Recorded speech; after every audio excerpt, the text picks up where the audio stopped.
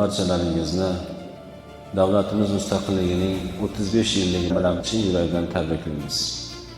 Haq taolo bugungi diniy sohada olib borilayotgan xayrli ishlarimizga o'zi yana ham barakot bersin. Buni ko'lamini kengaytirsin.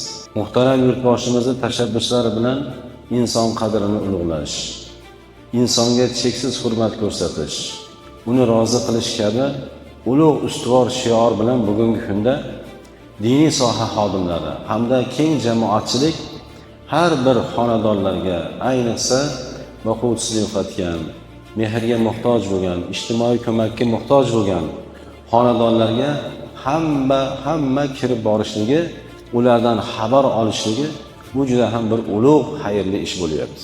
Alloh taolo bugungi xayrli ishlarga yana ham barakot, ko'lamiga esa Alloh taolo fayz bersin.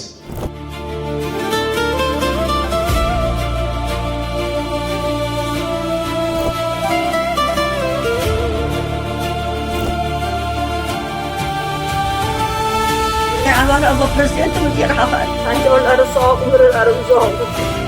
Bayramlar muborak bo'lsin.